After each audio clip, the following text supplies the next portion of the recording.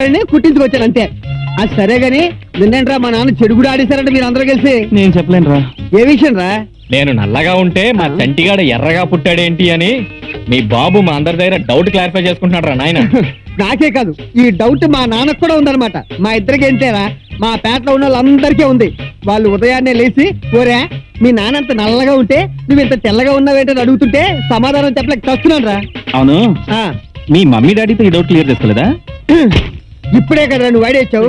నేను తిన్నగా అక్కడికి వెళ్తున్నా. ఎక్కడికి? మా బాబు దగ్గరికి. ఒరే బాబు, ఏ కలర్ కాంబినేషన్ క్యా హై, ఇतना డిఫరెన్స్ కైసా హై అని హిందీలో అడుగుతాను రండి. చెప్పకపోతే మా అమ్మని అడుగుతా.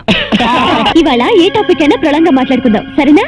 పొట్టిది తడబడుతుంది. నా ప్రేమ గురించి చెప్పమంటారా? లేదు, నా ప్రేమ గురించి చెప్తాను. అబ్బా, నాకేదో టెన్షన్ గా ఉంది, త్వరగా చెప్పవే. ఒక రోజు అడ్రస్ చెప్పి నన్ను రమ్మన్నాడు. నేను వెళ్ళాను.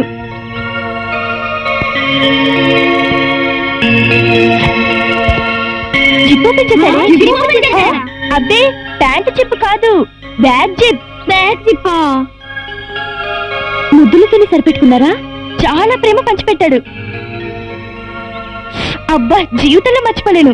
ఆ క్షణంలోనే మేము ఇద్దరం నిర్ణయించుకున్నాం, మా పెళ్లికి పెద్దలు అంగీకరించకపోయినా లేచిపోదామని. లేచిపోవటం దీనికి మేమందరం ఫైట్ చేసి నీ పెళ్లి జరిపిస్తాం. దుమ్ము రేగిపోయేలా డాన్స్ చేస్తాం. నిజమా? అవునే. మా కాజాలు పెళ్లి కూతురాయని, మా కాజాలు పెళ్లి కూతురాయని, మా కాజాలు పెళ్లి కూతురాయని.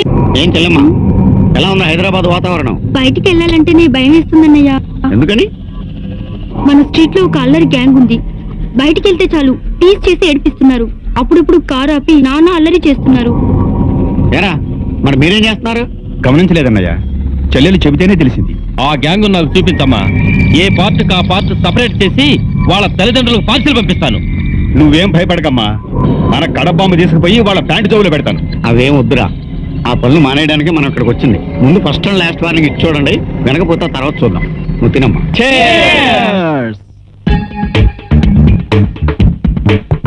అరే అరే, ఇప్పుడు నేను జగన్ గారిని ఇంటర్వ్యూ చేస్తాను, మీరు అందరూ వినండి. రేయ్, నువ్వు ఇంటర్వ్యూ చేసేది ఏ ఛానల్ కి? అన్ని ఛానళ్ళకి.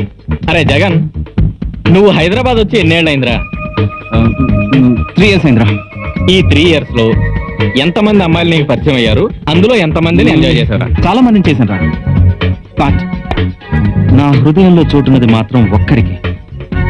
ఆ అమ్మాయి నా జీవితం, నా దేవత. ఛా, అరే పోరా. నేను అడిగేది నీ హృదయంలో దాగి ఉన్న అమ్మాయిని గురించి కాదురా, బయట